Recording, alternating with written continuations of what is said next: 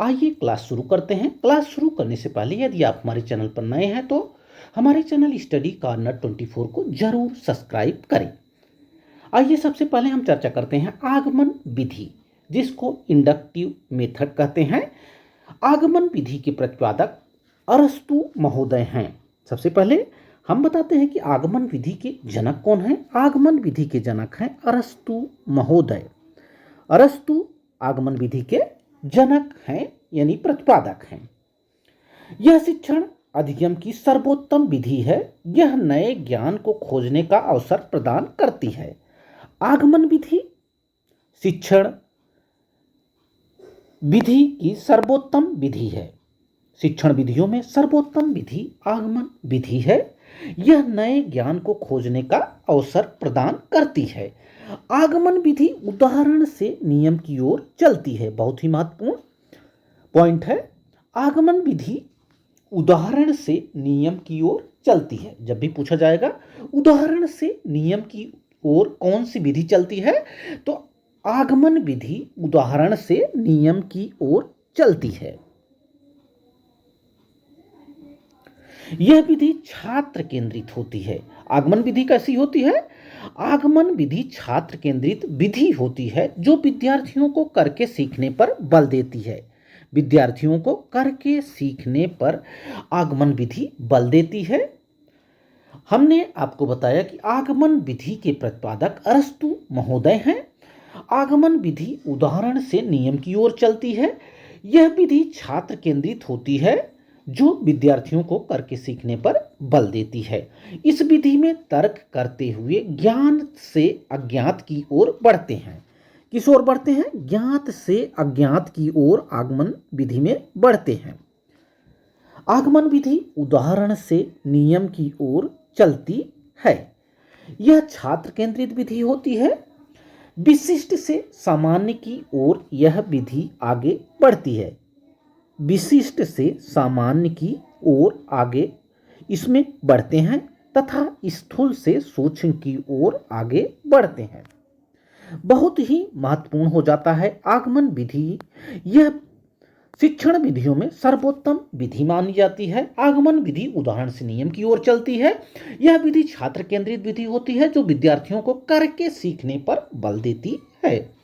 इस विधि में तर्क करते हुए ज्ञात से अज्ञात की ओर बढ़ते हैं। विशिष्ट से सामान्य की ओर बढ़ते हैं। स्थूल से सूक्ष्म की ओर बढ़ते हैं। आगमन विधि में मूर्त से अमूर्त की ओर बढ़ते हैं। इन सारे पॉइंटों को आपको आगमन विधि में याद रखना है। अब हम बात करते हैं निगमन विधि। निगमन विधि को डिडक्टिव मेथड कहते हैं। यह भी बहुत ही महत्वपूर्ण है। इसके प्रतिपादक या जनक अरस्तु महोदय हैं। निगमन विधि के भी प्रतिपादक कौन हैं? अरस्तु महोदय इसके प्रतिपादक हैं। यह विधि नियम से उदाहरण की ओर चलती है, यानी आगमन विधि का ठीक उल्टा। आगमन विधि में उदाहरण से नियम की तरफ चलते हैं, जबकि निगमन विधि में नियम से उदाहरण की ओर चलते हैं। एक पॉइंट आपको पकड़ के रखना है, निगमन यानी नियम से उदाहरण की तरफ। निगमन विधि में नियम से उदाहरण की ओर चलते हैं। इस विधि में सर्वप्रथम विद्यार्थियों को नियमों का ज्ञान दिया जाता है, उसके बाद उदाहरण बताए जाते हैं। हमने आपको बताया कि निगमन विधि आगमन विधि का ठीक उल्टा है। आगमन विधि उदाहरण से नियम की ओर चलती है, जबकि निगमन विधि नियम से उदाहरण की ओर चलती है। इस विधि में सर्वप्रथम विद्यार्थियों को नियमों का ज्ञान दिया जाता है, उसके बाद उदाहरण बताए जाते हैं। निगमन विधि शिक्षक केंद्रित विधि होती है। आगमन विधि कैसी होती है? आगमन विधि छात्र केंद्रित होती है, जबकि निगमन विधि शिक्षक केंद्रित होती है। निगमन विधि शिक्षक केंद्रित विधि होती है। इसमें शिक्षक ही सारे नियम सिखाते हैं। निगमन यानी नियम से उदाहरण की तरफ। हमने बताया कि आगमन का ठीक उल्टा निगमन विधि होती है। यह विधि नियम से उदाहरण की ओर चलती है। सर्वप्रथम विद्यार्थियों को नियमों का ज्ञान दिया जाता है, उसके बाद उदाहरण बताए जाते हैं। यह विधि यानी निगमन विधि शिक्षक केंद्रित विधि होती है। इसमें शिक्षक ही सारे नियमों का सिखाता है, शिक्षक ही सारे नियमों को सिखाता है। निगमन विधि आगमन विधि का ठीक विपरीत कार्य करती है, इसको हम पहले ही बता चुके हैं। इस विधि में अज्ञात से ज्ञात की ओर बढ़ते हैं। निगमन विधि में अज्ञात से ज्ञात की ओर बढ़ते हैं, नियम से उदाहरण की ओर आगे बढ़ते हैं, सूक्ष्म से स्थूल की ओर आगे बढ़ते हैं तथा अमूर्त से मूर्त की ओर आगे बढ़ते हैं। निगमन विधि आगमन विधि की ठीक विपरीत होती है। इस विधि में अज्ञात से ज्ञात की ओर आगे बढ़ते हैं, नियम से उदाहरण की ओर आगे बढ़ते हैं, सूक्ष्म से स्थूल की ओर आगे बढ़ते हैं एवं अमूर्त से मूर्त की ओर आगे बढ़ते हैं। अब हम आगे बढ़ते हैं और देखते हैं अगली शिक्षण विधि विश्लेषण विधि। विश्लेषण विधि को एनालिसिस मेथड कहते हैं। क्या कहते हैं? विश्लेषण विधि को एनालिसिस मेथड कहते हैं। इसके प्रतिपादक हेनरी एडवर्ड आर्मस्ट्रांग हैं। विश्लेषण विधि के प्रतिपादक कौन हैं? विश्लेषण विधि के प्रतिपादक हैं हेनरी एडवर्ड आर्मस्ट्रांग। कौन है? हेनरी एडवर्ड आर्मस्ट्रांग इसके प्रतिपादक हैं। इस विधि में समस्या को छोटे छोटे भागों में बांटकर उनका अध्ययन किया जाता है तथा समस्या का हल किया जाता है। इस विधि में अज्ञात से ज्ञात की ओर जाते हैं। किसमें? विश्लेषण विधि यानी एनालिसिस मेथड में अज्ञात से ज्ञात की ओर आगे बढ़ते हैं। इस विधि में समस्या को छोटे छोटे भागों में बांटकर उनका अध्ययन करते हुए समस्या का हल किया जाता है। विश्लेषण विधि का प्रयोग रेखा गणित के प्रमेय को सिद्ध करने में किया जाता है। किसमें? रेखा गणित के प्रमेय को सिद्ध करने के लिए विश्लेषण विधि का प्रयोग किया जाता है। इसके गुण क्या हैं? विश्लेषण विधि स्वयं समस्या समाधान करने एवं हल खोजने पर बल देती है। विश्लेषण विधि किस पर बल देती है? यह स्वयं समस्या का समाधान करने एवं हल खोजने पर बल देती है। इससे अस्थायी ज्ञान उत्पन्न होता है। विश्लेषण विधि से क्या होता है? अस्थायी ज्ञान उत्पन्न होता है, खोज करने की क्षमता का विकास होता है। ये इसके गुण हैं। अब हम बात करते हैं विश्लेषण विधि के दोष क्या हैं। यह विधि छोटी कक्षा के बालकों के लिए अनुपयोगी मानी जाती है। इस विधि में अधिक समय लगता है। यह इसके दोष हैं। अब हम आगे बढ़ते हैं और बात करते हैं संश्लेषण विधि की। संश्लेषण विधि जिसे सिंथेसिस मेथड कहते हैं, यह विधि भी बहुत ही महत्वपूर्ण है आपके सीटेट के एग्जाम के लिए। इसके प्रतिपादक भी हेनरी एडवर्ड आर्मस्ट्रांग हैं। हम विश्लेषण विधि की बात कर चुके हैं, अब हम बात करते हैं संश्लेषण विधि। इसके भी प्रतिपादक हेनरी एडवर्ड आर्मस्ट्रांग हैं। कौन? हेनरी एडवर्ड आर्मस्ट्रांग संश्लेषण विधि के प्रतिपादक हैं। विश्लेषण करने के पश्चात संश्लेषण का कार्य आरंभ होता है। विश्लेषण के बाद क्या प्रारंभ होता है? संश्लेषण का कार्य प्रारंभ होता है। इस विधि में किसी समस्या या गतिविधि को छोटे छोटे भागों में जोड़ते हुए समस्या को हल किया जाता है। इस विधि में क्या होता है? इस विधि में किसी भी समस्या या गतिविधि को छोटे छोटे भागों में जोड़ते हुए समस्या को हल किया जाता है। इस विधि में ज्ञात से अज्ञात की ओर आगे बढ़ते हैं। ज्ञात से अज्ञात की ओर इस विधि में यानी संश्लेषण विधि में आगे बढ़ते हैं। जैसे एक एग्जाम्पल के तौर पे हम समझ लें कि a बराबर b ज्ञात है, b बराबर c ज्ञात है, लेकिन हमको a बराबर c निकालना है। इस विधि में समस्या या गतिविधि को छोटे छोटे भागों को जोड़ते हुए समस्या का हल किया जाता है। इस विधि में ज्ञात से हम अज्ञात की ओर आगे बढ़ते हैं, अर्थात ज्ञात बातों की खोज करके अज्ञात की खोज की जाती है। अब हम बताते चलें संश्लेषण विधि के गुण क्या हैं। मंद बुद्धि के बालकों के लिए यह विधि अत्यंत उपयोगी होती है। किसके लिए? मंद बुद्धि के बालकों के लिए यह विधि अत्यंत उपयोगी होती है। ज्यादातर गणितीय समस्याओं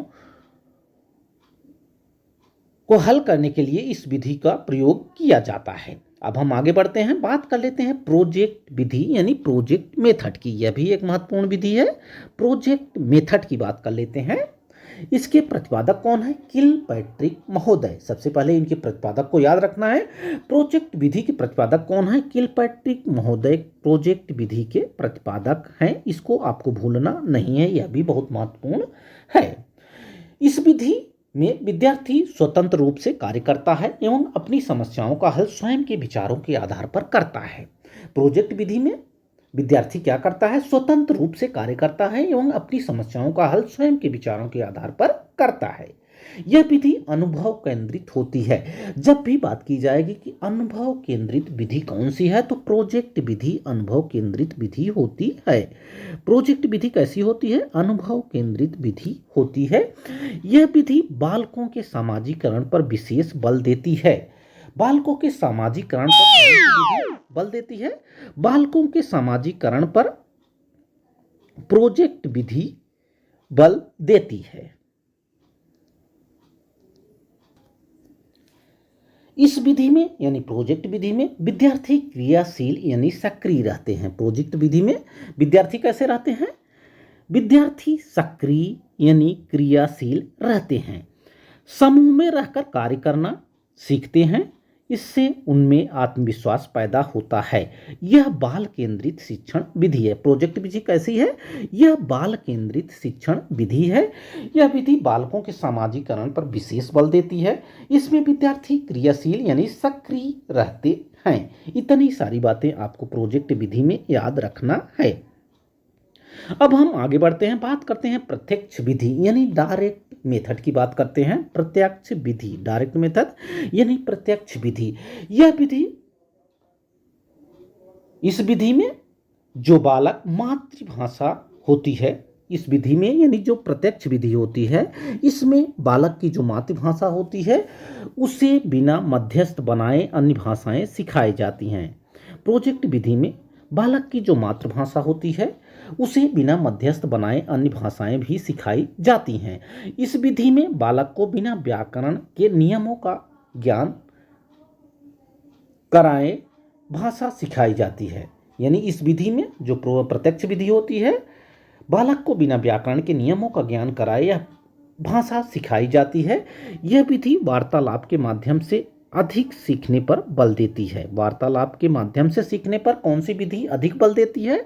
प्रत्यक्ष विधि वार्तालाप के माध्यम से सीखने पर अधिक बल देती है। इस विधि में श्रव्य दृश्य सामग्री का प्रयोग किया जाता है। प्रत्यक्ष विधि प्राथमिक कक्षाओं हेतु अत्यधिक उपयोगी है। इसको भी आपको ध्यान रखना है। प्रत्यक्ष विधि प्राथमिक कक्षाओं हेतु अत्यधिक उपयोगी है। अब हम बढ़ते हैं आगे और बात करते हैं अनुकरण विधि। बात हम कर लेते हैं किसकी? अनुकरण विधि की बात करते हैं। अनुकरण विधि में बालक अनुकरण करके सीखता है। जैसा कि नाम से ही पता चल रहा है, अनुकरण विधि, अनुकरण विधि में बालक अनुकरण करके सीखता है, इसलिए इसको अनुकरण विधि भी कहा जाता है। इस विधि में बालक अपने शिक्षक का नकल करके लिखना, पढ़ना तथा नवीन रचना करना सीखता है। इस विधि में यानी जो अनुकरण विधि है, इसमें बालक शिक्षक के उच्चारण को अनुसरण करके वाचन करना सीखता है। हमने आपको बताया अनुकरण विधि में बालक अनुकरण करके सीखता है। इस विधि में बालक अपने शिक्षक का नकल करके लिखना, पढ़ना तथा नवीन रचना करना सीखता है। इस विधि में बालक शिक्षक के उच्चारण का अनुसरण करके वाचन करना सीखता है। पहले शिक्षक बोलता है, फिर बच्चे उसका अनुसरण करते हैं। अब हम बात कर लेते हैं मॉन्टेसरी विधि की। मॉन्टेसरी विधि के प्रतिपादक मारिया मॉन्टेसरी हैं। कौन है? मॉन्टेसरी विधि की प्रतिपादक हैं मारिया मॉन्टेसरी। कौन है? मारिया मॉन्टेसरी इस विधि की प्रतिपादक हैं। मॉन्टेसरी विधि की प्रतिपादक कौन है? मॉन्टेसरी विधि की प्रतिपादक मारिया मॉन्टेसरी हैं। इसको आपको भूलना नहीं है। यह पद्धति 2.5 वर्ष से 6 वर्ष तक के बच्चों हेतु प्रयोग में लाई जाती है।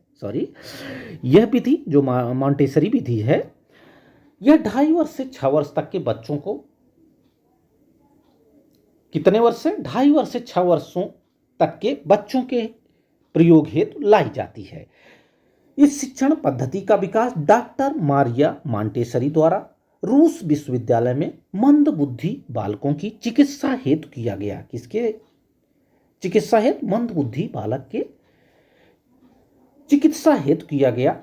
कुछ समय बाद सामान्य बुद्धि बालकों के उपयोग में भी लाई जाने लगी। यह महत्वपूर्ण शिक्षण विधि है। मॉन्टेसरी शिक्षण विधि, इसके प्रतिपादक मारिया मॉन्टेसरी हैं। अब हम बात कर लेते हैं व्याख्यान विधि। व्याख्यान विधि को लेक्चर मेथड कहते हैं। यह अंतिम शिक्षण विधि है इस चैप्टर में। व्याख्यान शिक्षण विधि, व्याख्यान शिक्षण विधि जिसको लेक्चर मेथड कहते हैं, यह भी एक महत्वपूर्ण शिक्षण विधि है। व्याख्यान विधि में किसी तथ्य विषय की व्याख्या की जाती है। व्याख्यान विधि में क्या होता है? व्याख्यान विधि में किसी तथ्य विषय की व्याख्या की जाती है। व्याख्यान विधि शिक्षण की सबसे प्राचीन विधि है, इसको भी आपको ध्यान रखना है। व्याख्यान विधि शिक्षण की सबसे प्राचीन विधि है। यह शिक्षक केंद्रित होती है। कैसी होती है? शिक्षक केंद्रित शिक्षण विधि हो। कौन सी है? व्याख्यान विधि कैसी है? शिक्षक केंद्रित शिक्षण विधि है। इस शिक्षण विधि में शिक्षक की भूमिका प्रमुख होती है। व्याख्यान विधि में आपको ध्यान रखना है, यह शिक्षण विधि की सबसे प्राचीन विधि है। व्याख्यान विधि में किसी तथ्य विषय की व्याख्या की जाती है। यह शिक्षक केंद्रित शिक्षण विधि है। इस शिक्षण विधि में शिक्षक की भूमिका प्रमुख होती है। आशा है कि आज की क्लास जो शिक्षण विधियों पर थी, हमने आपको बताया, सारी बातें आपको समझ में आई होंगी। क्लास अच्छी लगी हो तो क्लास को लाइक करें, शेयर करें तथा हमारे चैनल स्टडी कॉर्नर 24 को जरूर सब्सक्राइब करें। Thanks for watching this video. Thank you.